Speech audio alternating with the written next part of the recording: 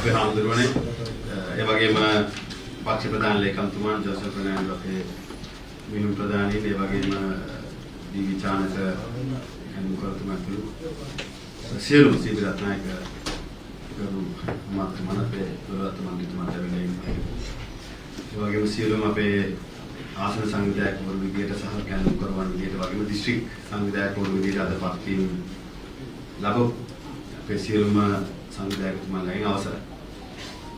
මම දීර්ඝ වෙලාවක් ගන්නේ නැහැ. දීර්ඝ කවුරු පැහැදිලි කිරීමක් ජොන්සන් ෆර්නෑන්ඩෝ මන්ත්‍රීතුමා විසින් ඉටු කරයි සිද්ධ කරයි. විශේෂයෙන්ම ස්තුතිවන්ත වෙනවා ඔබ මේ වක්කීම් බාර ගැනීම පිළිබඳ. ඒ වගේම පහුගිය කාල සීමාව තුලත් ඔබ බහුතරයක් විශාල කැපවීමක් කළා පක්ෂ ශක්තිමත් කරන කටයුතු කරේ. ඒ වගේම සුබපත. මේ සුබපතීමත් එක්ක මම හිතන්නේ ඔබට විශාල වක්කීමක් ලැබෙනවා.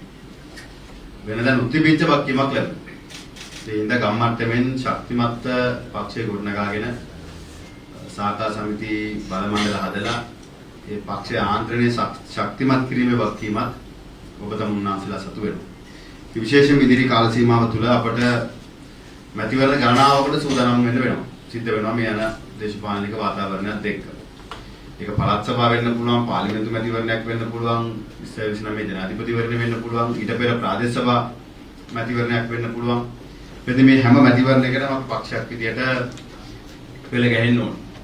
ඉතින් අපි විශ්වාස කරන දේ තමයි අපේ හාමුදුරනේ මේ ගම්මට්ටමේ ශක්තිමත් කිරීම තුළ අපිට ජාතික මට්ටමේ ගොඩනගෙන්න පුළුවන් ශක්තිමත් දැවැන්ත බලවේගයක් හදන්න අපිට හැකියාව ලැබෙනවා. ඒ ගම ශක්තිමත් නොකර ගමේ යාන්ත්‍රණය ශක්තිමත් නොකර අපිට ඒ කාර්යය කරන්න බෑ. මහින්ද රාජපක්ෂ ජනාධිපතිතුමාගේ දේශපාලනයේ සාර්ථකත්වය තමයි ගමේ දේශපාලනය. ගම ජයග්‍රහණය කරපු හින්දා ගමේ ජනතාවගේ හදවත දිනපු නිසා තමයි තුමාට අදට ඒ අභියෝග වලට මුහුණ දෙමින් දේශපාලනික වශයෙන් මට අපේ පක්ෂයට ඔබේ පක්ෂයට ඒ කාරණය මේ දේශපාලන අභියෝග වලට මුහුණ දෙමින් ඉස්සරහට යන්න හැකියාව ලැබුණා. මේ විශේෂ මතක් කිරීමක් කරන්න ඕනේ මේ තීන්දුව తీරන ගැනීමේදී අපි පක්ෂයක් විදියට හැම තීන්දුවක්ම දීර්ඝ වශයෙන් සාකච්ඡා කරනවා. හැම පත්වීමක් දීර්ඝ වශයෙන් සාකච්ඡා කළා හරි තීන්දුව වඩාත් උචිත තීන්දුව අපි ගන්නවා. ඉතින් පක්ෂ විදියට අපි දෙතුනේ දිස්ත්‍රික්ක වල අපි හන්නේ පෞද්ගලික කාලේ අපි තීන්දුව తీරන ගත්තා. සමහර තැන්වල පෞද්ගලිකව මටත් අපහසු තීන්දුව උනත් පක්ෂ විදියට අපිට තීන්දුව ගන්න සිද්ධ වුණා. මොකද මගේ ඉලක්කය ජයග්‍රහණයට පක්ෂ මෙහෙවීම නිසා එක එක්කෙනා සතුටු කිරීම නෙවෙයි. අපි හැමෝටම සතුටු වෙන්න පුළුවන් ජයග්‍රහණය කරුවොත් විතරයි. හොඳම ගේමක් මාර ගේමක් දීලා පරිදුනා කියන එක පොඩි ආතල්ලයක් විතරයි. ඒක මම ගල ගහන කාලේ උඟා අත්විදලා තියෙන කාරණයක්. ඉතින් මම දේශපාලන ජීවිතය අත්විදින බලාපොරොත්තු වෙන්නේ නැහැ. ඒ හින්දා අපි හරිය තීන්දුව අපේ හැමතිස්සෙම ගන්නවා. ඉතින් ඔබත් කර්තේ දීලා තියෙන වගකීම හරියට ඉෂ්ට කරන්න. මොකද ඔබ කෙරේ යම් විශ්වාසයක් තිබලා තමයි මේ තීන්දුව ගත්තේ. මේ හැම ආසනයකටම හැම තැනකටම එක්කෙනෙක් හෝ දෙන්නෙක් සමහර තැන්වල 3-4 දෙනෙක් ඊනම් යෝජනා වෙලා තිබ්බා. ඉතින් මේ හැම කෙනෙක්ම අපි අවංකව තීන්දුව කරා මේ කාරණේදී සුදුසා විදියට මේ කාර්යය වගකීම පාර දෙන්න ඕනේ. සහ ඒ වගකීම ඉටු කරයි කියන විශ්වාසය තියෙනවා. ඉතින් ඒ වගේම තමයි ඉදිරි කාල සීමාව තුලත් අපි බලාපොරොත්තු වෙනවා. ඒ අද තියෙන උනන්දුවම ඔබ තමුන්නාන්සලා ඉදිරියට පවත්වාගෙන යයි කියලා. ඉතින් අපි හැමදාම ඒ ජයග්‍රහී මානසිකත්වයෙන් දේශපාලනය කරපු අය. ඉතින් සමහර ආසනවල අපි වෙනස්කම් කීපයක් කරලා තියෙනවා. විශේෂයෙන්ම තංගල් ආසනේ අපි දී.වී. චානක ජාතික කැඳවුම් කරතුමා තමයි සංවිධායකවරයා විදිහට හිටියා. හැබැයි තුමාට ජාතික මට්ටමේ පක්ෂේ ලොකු කාර්යයක් අපි බාර දීලා තියෙනවා.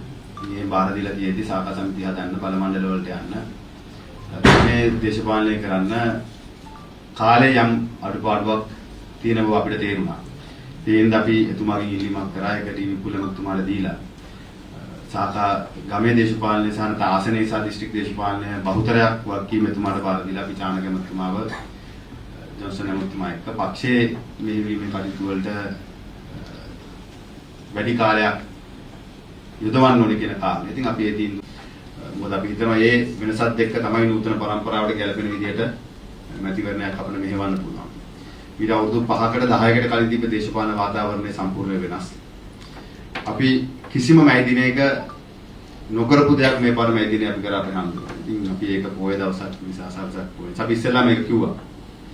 කවුරුත් ඒ ගැන කතා කරන්න කලින් අපි ඒ තීන්දුව ගත්තා. හැබැයි හැම මැයි දින වේදිකාවකම ප්‍රධාන මාතෘකාව බවට පත් වුණේ අපි ඒක බස්සයක්වත් කොළඹට ගෙන්නේ නැතුව, ඒක රැස්වීමක්වත් කරන්නේ නැතුව බෝධි පූජා කළා. හැම මැයි දින වේදිකාවම ප්‍රධාන මාතෘකාව බවට මහින්ද රාජපක්ෂ ජනාධිපතිතුමාත් අපි පොට්ටුවත් පරිවර්තනය වුණා. ඉතින් ඒක මම හිතන්නේ අපි මැයි දිනේට 50000ක් සෙනග ගෙනාවත් ඒ ලැබිච්ච මාධ්‍ය අනුග්‍රහය ලැබෙන්නේ නැහැ. ඒකෙම ඔබ තේරුම් ගන්න අද ලංකාවේ බලවේගයක් විතර ගොඩනැගෙන දේශපාලන බලවේගය කොතනද තියෙන්නේ කියලා. අපි ලංකාවේ ලොකුම මැයි දිනේ කළා මහා විශාල සෙනගක් ඉන්න රැස්වීම ගණනාවක් කරපු වෙලාවක ආණ්ඩු පක්ෂය එහෙම හැසිරුණා නම් අපිට හිතා ගන්න පුළුවන් අපේ. අපි මේ බෝධි පූජා කරන අතරෙත් අපිට බයින් එක තමයි ආණ්ඩුවේ වේදිකාව සහ විපක්ෂ සමහර වේදිකාවල ප්‍රධාන මාතෘකාව බවට පත් වුණේ. ඒ කියන්නේ ඒක ඔබ ගම්මට්ටමේ ඔබට ලොකු හයියක් වෙයි. අපිට ලොකු අභියෝගයක් වෙයි. හැබැයි ඔබට ලොකු හයියක් වෙයි. ඉතින් ඒ අභියෝගයට අපි මුහුණ දෙන්නම්. හැබැයි ඔබ ගමේ හයිය දෙන්න.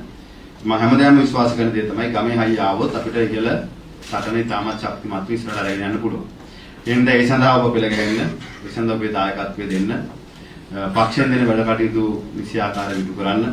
ඒ වගේම මම ස්තුතිවන්ත වෙනවා සමහර තැන්වල සංවිධායකයන් හෝ සංකල්පකරුවන් පත් කරනකොට සමහරු එක තැන්වල අපි සමහර දිස්ත්‍රික් සංවිධායකයන් වල එකග වෙච්ච පිරිසක් ඉන්නවා. ඒ සියලු දෙනාටම ස්තුතිවන්ත වෙනවා පක්ෂ වෙනුවෙන්. ඒකත් කරපු කැපකිරීම සහ දේශපාලනික වශයෙන් පරිණතව පිළිබඳව අවධානය යොමු කිරීම ගැන. ඒ වගේම දොළවත් මනතුමාට ස්තුතිවන්ත වෙනවා. අද අපේ ආත්ම සංවිධායකවරු පත් කරන රැස්වීමට සම්බන්ධ වීම ගැන දීපුල මුතුමාගේ ආරාධනය. මොකද විශේෂයෙන්ම එතුමා අපේ පක්ෂයේ ලොකු කාර්යභාරයක් කරපු කෙනෙක්.